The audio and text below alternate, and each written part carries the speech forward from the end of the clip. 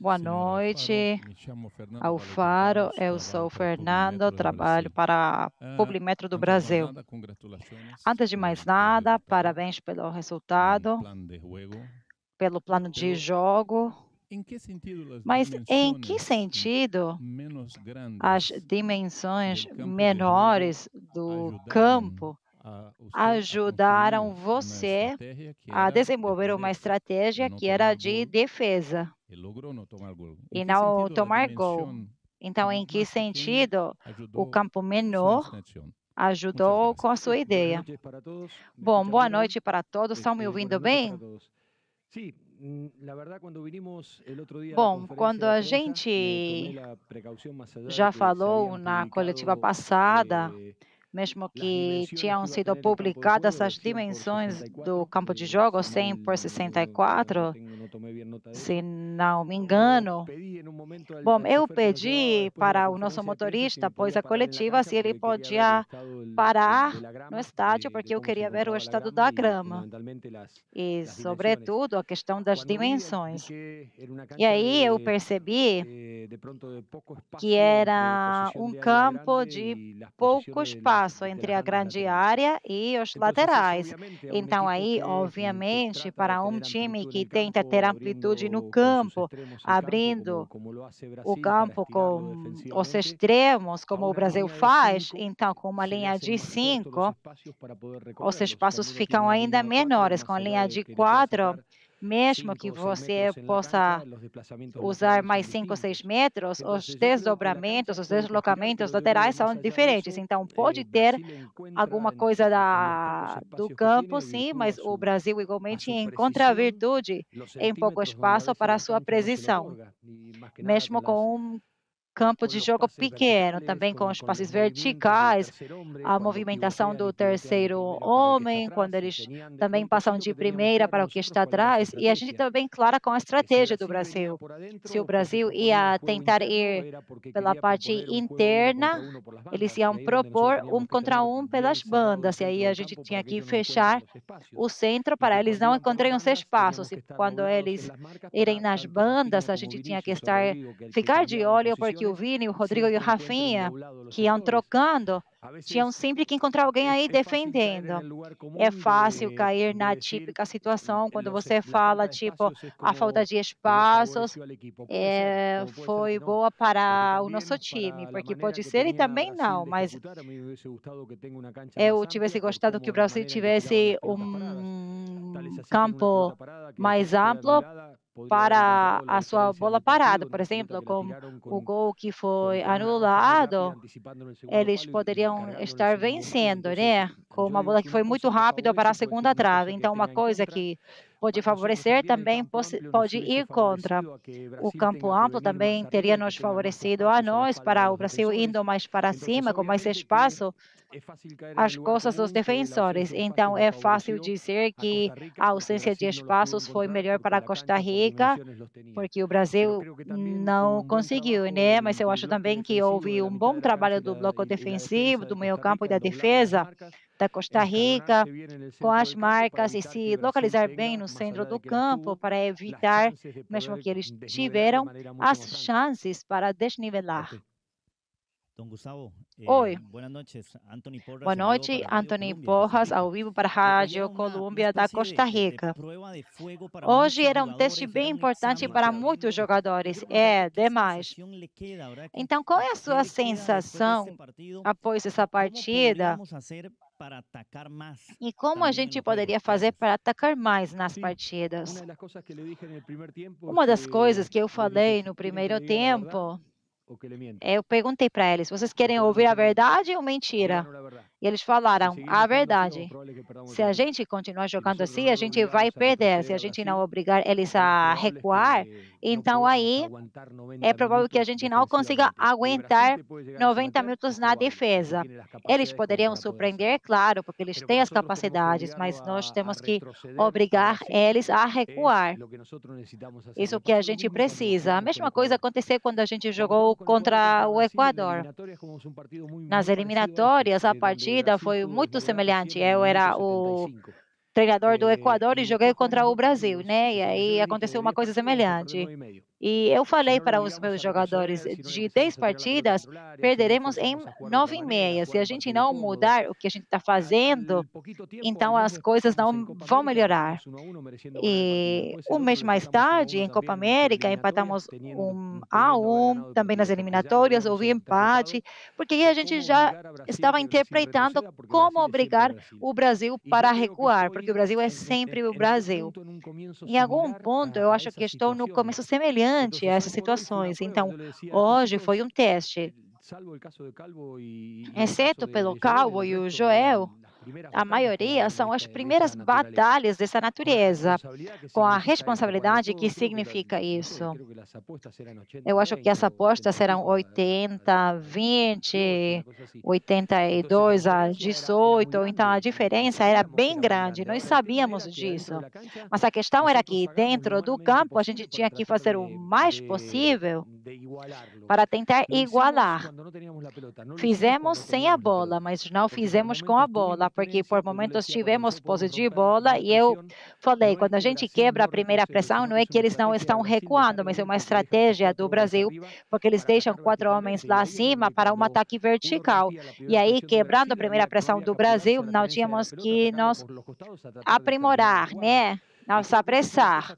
Então, aí, eu acho que isso aí é uma dívida nossa. É uma dívida nossa, claro. Eu falei para os jogadores, tomara que essa partida, que essa aprendizagem, esse desafio que a gente enfrentou, possa ajudar a crescer. Porque daqui a 2 anos, talvez no futuro, a gente vai enfrentar o Brasil em outra competição e o Brasil sempre vai ser o Brasil e poderia ser ainda melhor.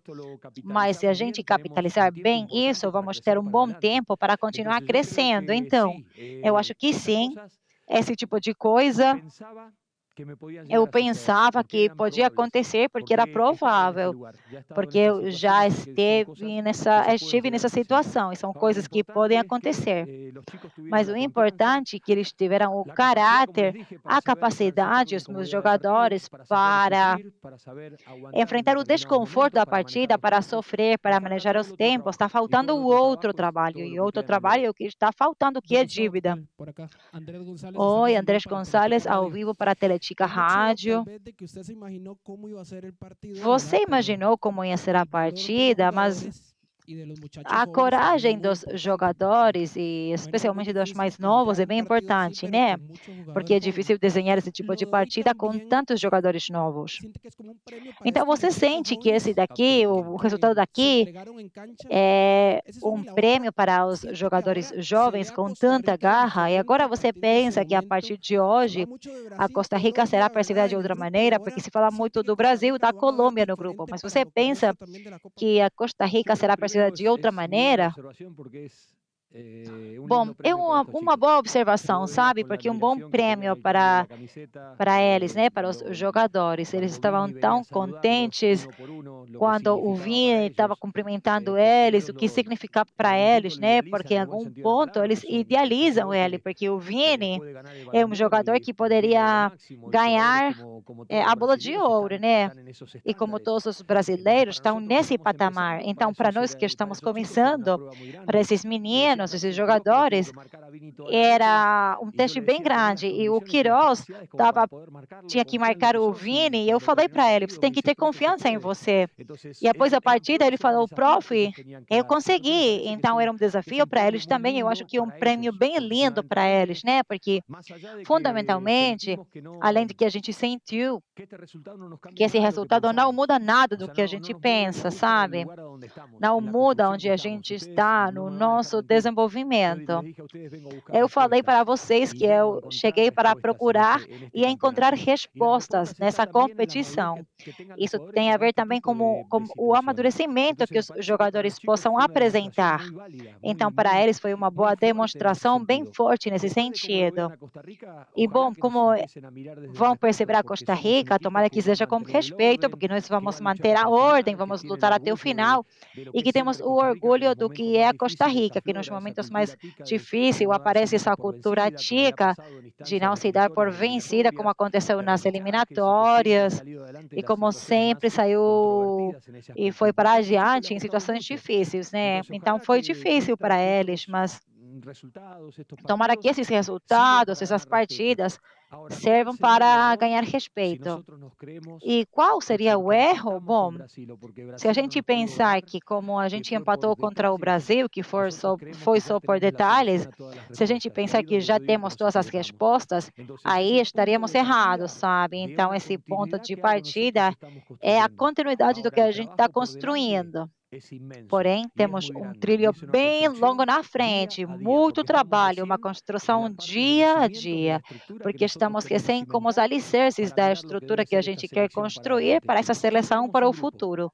Já temos um grupo e agora temos que encontrar o time, porque precisamos de soluções futebolísticas, porque o Brasil, a Colômbia e o Paraguai tentarão impor as suas condições. Mas o que estamos demonstrando é que a gente aqui não está fazendo passeio. Mas vamos lutar todas as partidas como se fosse a final em cada partida. E eu posso garantir que essa é a atitude que a gente não negocia.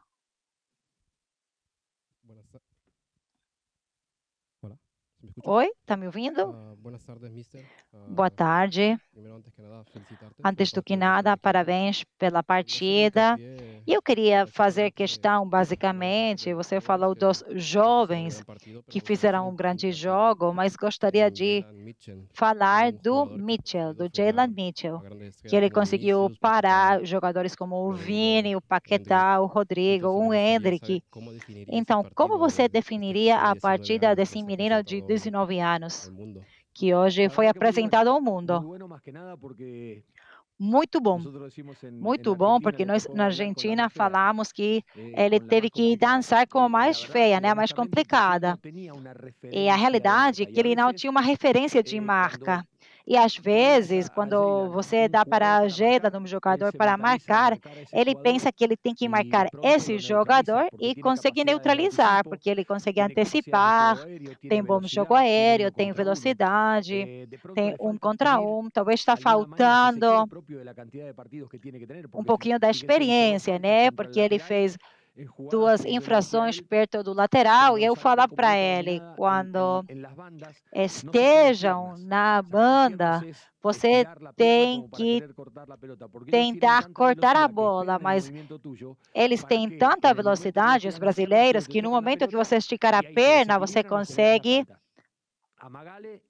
ficar numa posição onde você acabaria fazendo a infração. Então, é importante ficar de olho no lateral, né, perto da lateral. E hoje era difícil para hoje, porque às vezes o Rodrigo começava nessa posição, às vezes ia como extremo esquerdo, às vezes o Vini ia para a esquerda e ficava perto dele, e ele sempre tinha que dar a possibilidade para que Queiroz pudesse tentar antecipar o Vini ou mantê-lo longe. Então, ele tinha que ultrapassar ele, ficar nas suas costas. Então, para isso, você precisa entender o jogo, e eu acho que essa é uma boa demonstração que o Jalen deu, porque por momentos ele foi stopper, por momentos foi líbero, por momentos tentou sair jogando, dar um passe vertical, e até o final, numa bola, quando ele caiu, ele até atacou. Então, como apresentação, como ponto de partida, sem dúvida, eu chamei ele quando ele estava jogando no Liga. Agora está no Liga, mas ele antes estava num time menor, e aí a gente levou para a seleção, para um microciclo, porque ele tinha mostrado coisas interessantes. E logo após ele conseguiu obter continuidade e agora está na seleção. Então, se ele estivesse em outra liga, outro futebol, as pessoas olhariam diferente ele. Então, quando me perguntaram, eu acho que é uma grande resposta para esses jogadores, e uma coisa importante é demonstrar que eles geram confiança, que têm boas capacidades, e esse jogador poderia jogar sempre com inteligência para continuar aprendendo coisas, continuar crescendo, e assim ele vai ter a possibilidade de jogar, porque eu, sem dúvida, penso que poderia ir para a Europa. Última pergunta. Oi, da Venezuela aqui, do rádio. Um ponto importante para Costa Rica, que é que nos papéis parecia o adversário mais fácil, né? Você falou da dupla marca. O Vini foi quase anulado na partida toda, 0 chutes para o Vini neste caso. E essa estratégia ou tem a ver com as dimensões do campo,